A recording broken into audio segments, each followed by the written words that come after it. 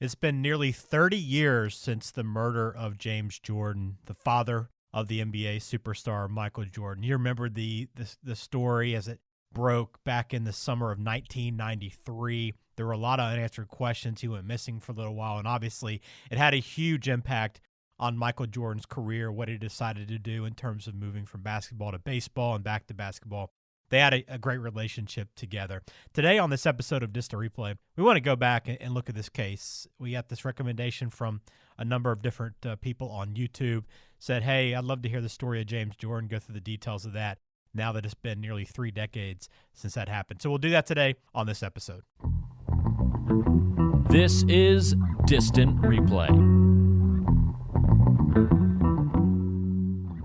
Today it's James Jordan. That is our focus. It is Michael Jordan's father, a story that most people are very familiar with, and we're going to get into all the details. We're going to do so over more than one part. So today is just part one of the story. Going to give you some background on James Jordan, but also kind of the events that happened before we get into all the trial and everything after the fact. So going to be a full episode, and we're ready to rock and roll. Mike, as we get started on this true crime app, why James Jordan? What kind of brought him to the forefront this week? So we've gotten him as a listener suggestion. So he was already on our list. I sort of vaulted him to the top of that list because there's a documentary that recently came out on, I think it's an IMDb TV documentary, but it's on Amazon Prime related to this case, the James Jordan case. It's a 5-part documentary. So that documentary, coupled with my own research, I figured now the timing worked to do this now. Okay. And again, remember, you can find all of our episodes on YouTube, whatever podcasting service you use, we can find us there as well. And then everything's online at distantreplaypodcast.com. So I guess to begin, let's kind of give a little background on James Jordan before we kind of get into the crime and what all happened there. Yeah, so James Jordan, as Ben mentioned, and I think everyone knows, is the father of Michael Jordan. So you know how you always hear, oh, Michael Jordan was born in Brooklyn, New York? If you look on his basketball card or his basketball reference, like born in Brooklyn, New York, and it's like, wow, I thought he was from North Carolina. Yeah. Well, what brought him to New York and his family to New York was James Jordan was in the military, and then post-military, he went to New York to study airplane hydraulics for 18 months. It was like an 18-month program for him to learn the ins and outs of it, like for a career, you know, yeah. To be able to support his family. So he goes to New York, studies the airplane hydraulics. In that time period, Michael is born. They live in New York for a little while. And, I mean, by all accounts, it was one of those things where it's like, all right, well, we came to New York to do what we needed to do. You know, James is qualified now to do the job that he came here to get qualified for. Let's move the company back to North Carolina, where we're from, because it's a little bit better area. We feel to, like, raise a family. So they moved the company back to the Wilmington, North Carolina area. And, you know, this is a family it's been well documented how competitive Michael Jordan's upbringing was and how that kind of led to a lot of the competitive fire he would have as a player, you know? Yeah. And that was ingrained in the family by James and his wife, Dolores, Michael Jordan's mother, who was his high school sweetheart, okay? Yeah. So Michael comes up, goes to Laney High School, eventually ends up at University of North Carolina, and his family and his father and mother are regulars at North Carolina games. You know, his dad, I saw a tape of his dad saying, you know, whenever one of the kids had a game, you know, we brought the whole family to show support. And they did that for Michael at North Carolina. I think it's well documented how great of a relationship Michael and his dad had. I mean, if you look at the first 3 championships Michael Jordan won, I think a lot of the memories you have post-championship are him celebrating with his dad and just that quintessential, like, father-son moment that they both treasured. I don't know what your feelings on that, Ben, but that when I think of, like, the post-championship celebrations, I think of his dad playing a very central role in those and them enjoying that moment. Yeah, that was definitely the case, and we saw that a lot in The Last Dance. You know, we did that documentary episode by episode here on the podcast too, but a great one that kind of gives some background on their relationship and that upbringing and whatnot. Yeah, absolutely. So that's a little bit of a background on James Jordan.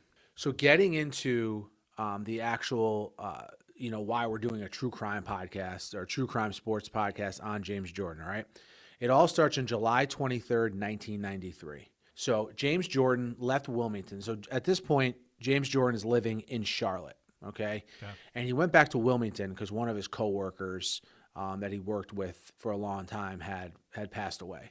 So he traveled to Wilmington for a funeral.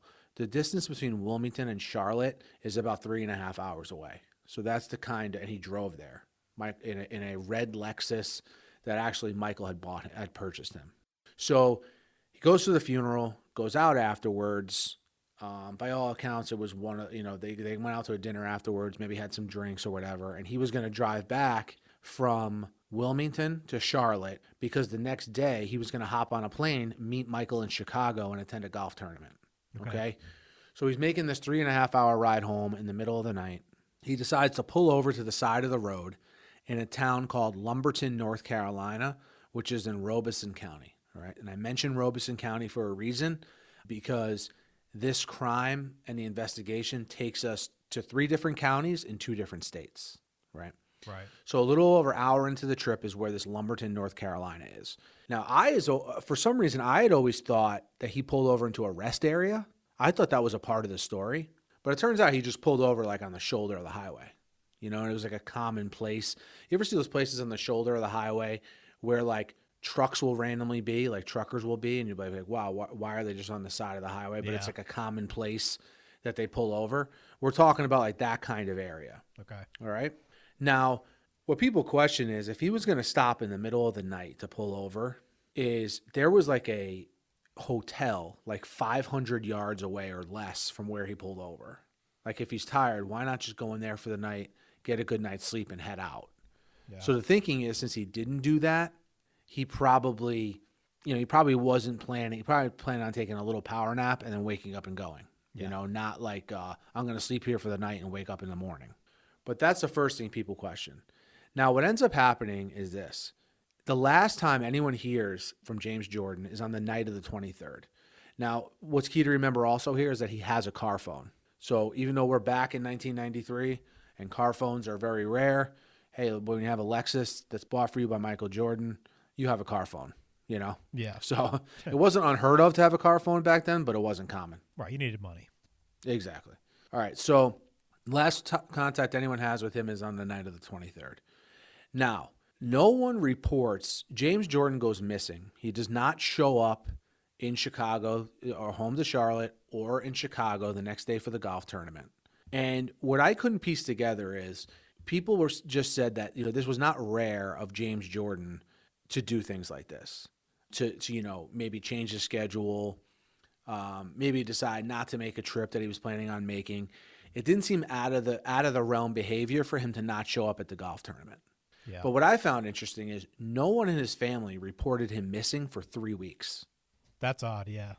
Very strange. And his birthday even passed during this time. So while like him changing plans wasn't rare, I know it was different times, but 3 weeks, obviously. I'm curious. I couldn't find anywhere where it's like, was there any history where like he would disappear for weeks at a time? It seems very odd to me. Okay, so that's the first thing that stuck out to me about this. Second, instead of contacting authorities, Michael Jordan's own security team started an investigation into his father's whereabouts. Okay. Now, like I said, 3 weeks go by and they're realizing like whatever investigation his security team's doing, they're just like, well, we can't find him, Yeah. So they contact the authorities. On August 5th, 1993, James Jordan's car is found abandoned in Cumberland County, North Carolina. So now we're in the second county in North Carolina here.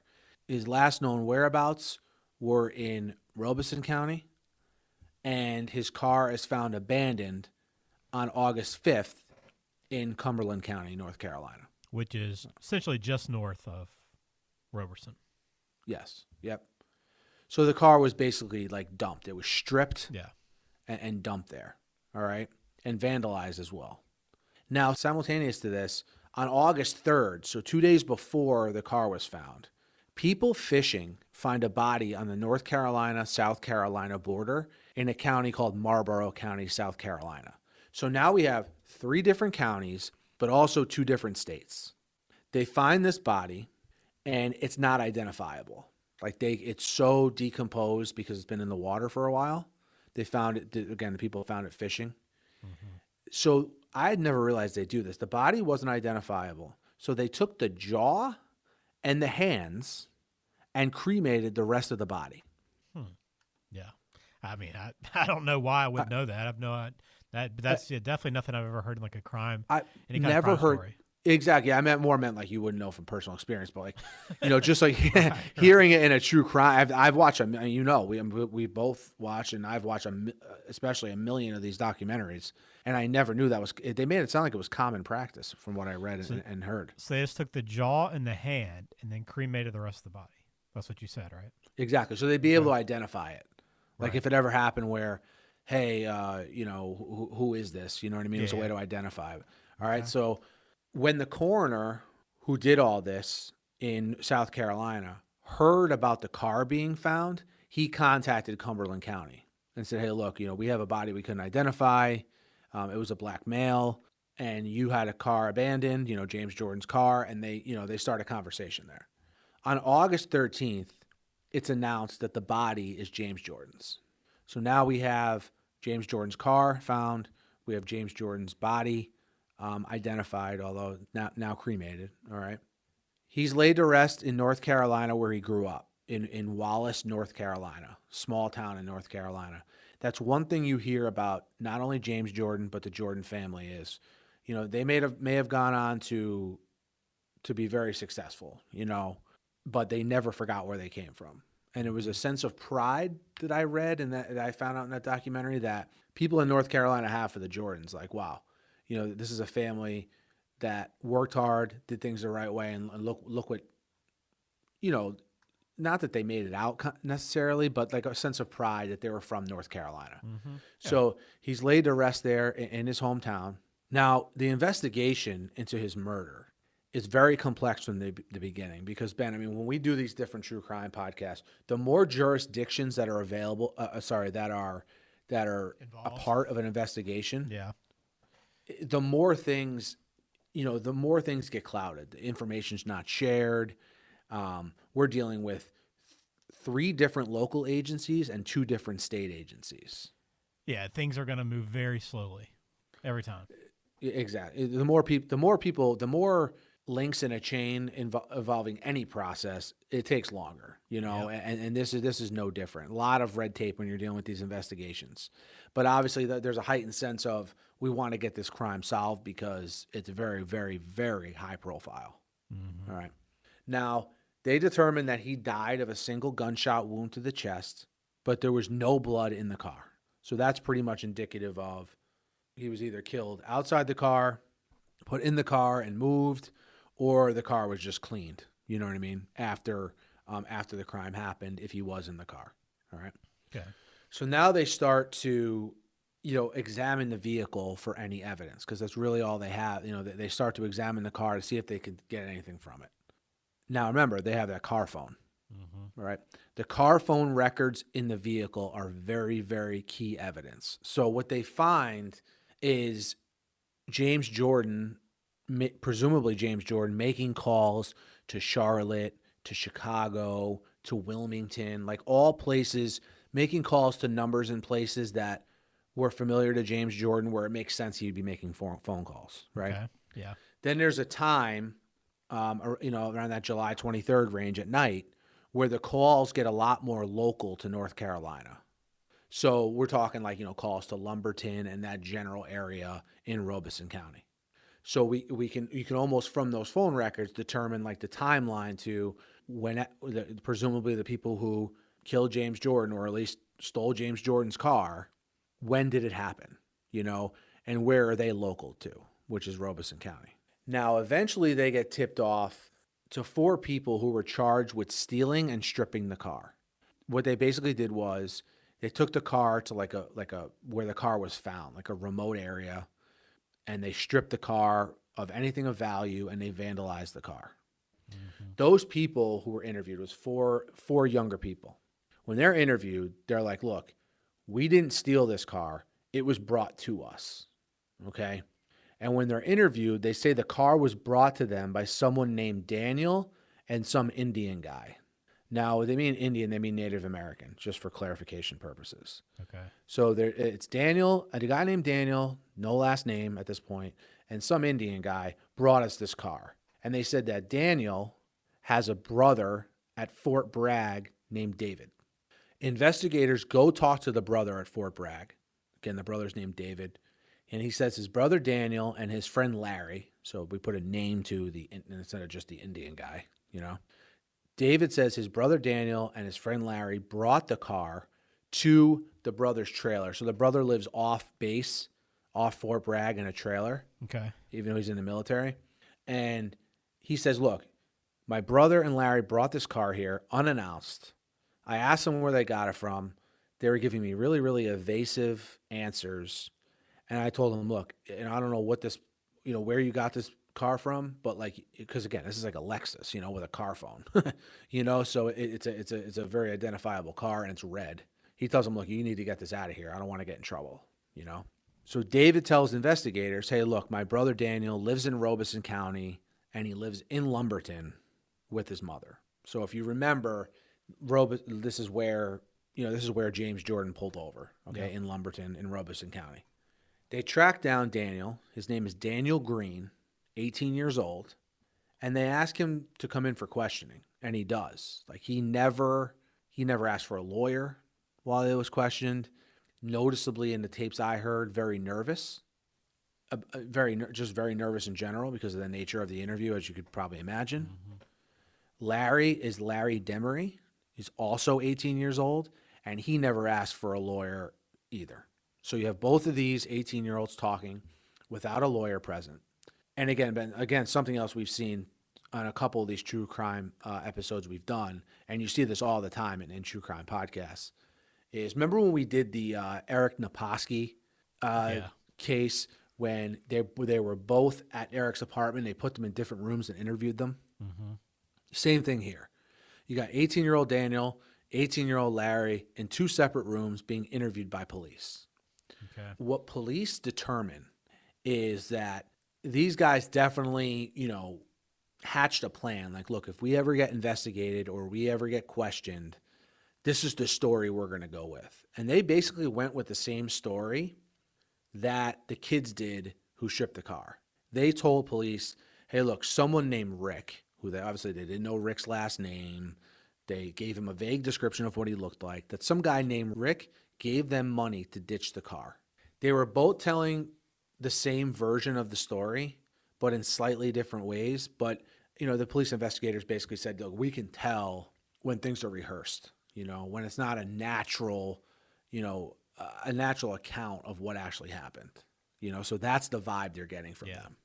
Now, at the same time, in this situation, you're trying to get one person to flip on the other. That is essentially, the basis of what's going on here. It's got to break one of them.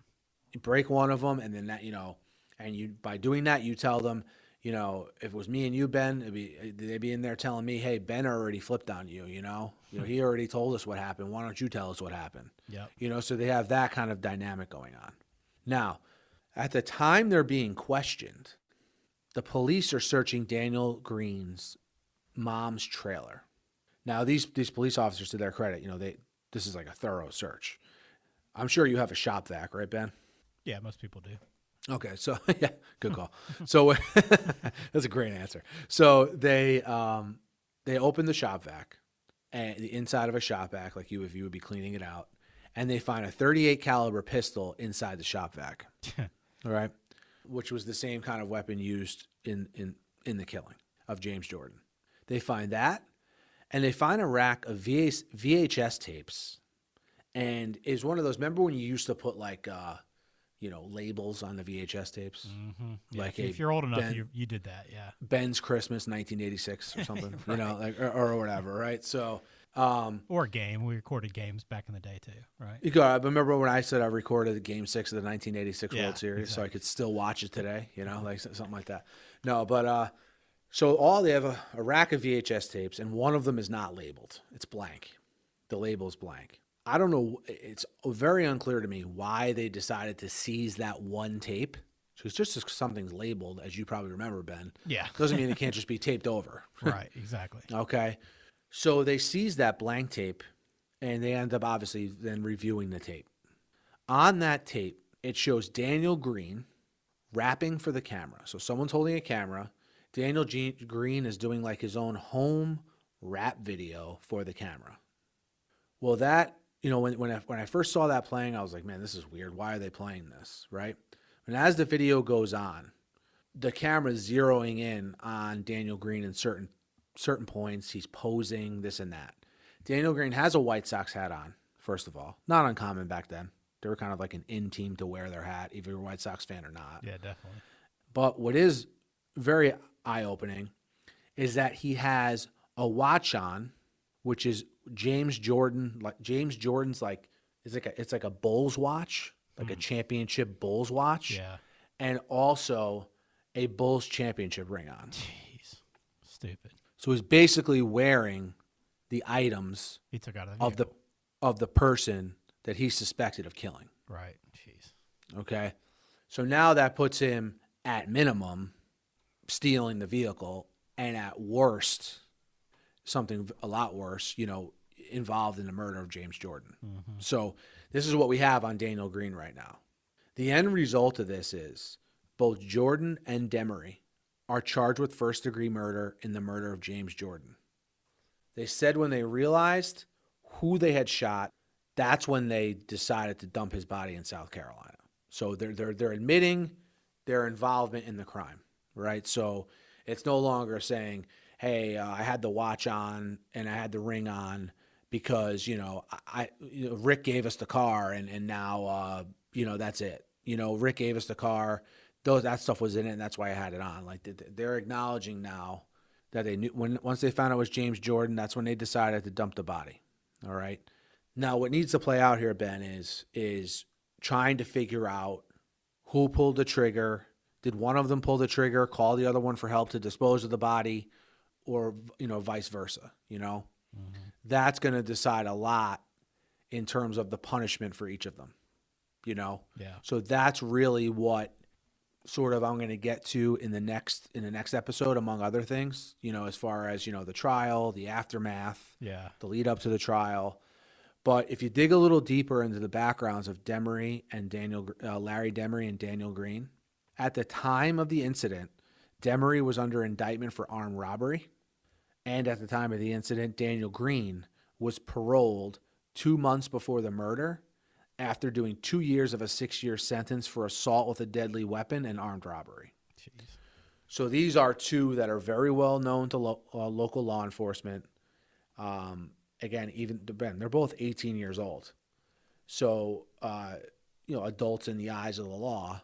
Mm-hmm. But for people this young, have some pretty substantial rap sheets already. No okay. Question. Yeah. Now, the community's response to this, and I'll get to why this is important, like in the next episode when I bring the community into it, they're kind of like really upset that like they feel now their little community is going to be known for this. Like, oh, Lumberton, where do I know that name from? Oh yeah, that's where they found, James, that those are people who killed James Jordan are from there, because like I said before, the Jordans have a very, I don't want to say the first family of North Carolina, but pretty close, Right. So that's sort of where we are in the story with the crime, who's accused of committing it. And again, the next episode, we'll get into the details of how the trial played out for both Larry and Daniel and some other important facts, I think, about this case that people would want to know. Well, this is a great background and definitely some things that I didn't know about already or just maybe had forgotten about, but already can tell I'm going to be just upset about the way the thing's going to play out. Just so senseless, it seems like. And you kind of hate that he decided to pull over, and if that's the way it played out, then not just find a hotel. Yeah, and keep in mind, like people, this story, because it's high profile, is the source of a lot of like conspiracy theories on what did really happen. Did he really genuinely pull over and get attacked by these two kids? Yeah. Or did he make his way to that hotel? You know what I mean? And did something happen there? There's like a lot of sort of conflicting stories about this. I'm still weeding through whether those are legitimate or just like kind of old wives' tale kind of things. Yeah. But, there's, as you peel back the layers of this, there are different things to consider. But as of now, in my research, this is where we stand. Well, good stuff. We will have part 2 coming up next week, so make sure you subscribe wherever you listen. Also on YouTube, rate and review, leave a comment. Your thoughts. Also, if you have any other recommendations, again, this was somebody that has been brought to our attention a number of times on YouTube that we have had on our list and trying to go through now. So we'll have more details and more of the conclusion on how this all plays out coming up on the next episode. So, Mike, thanks for taking us through the beginning of this. I'm looking forward to the next part. Absolutely. I'm looking forward to bringing you guys the next part. And until next time.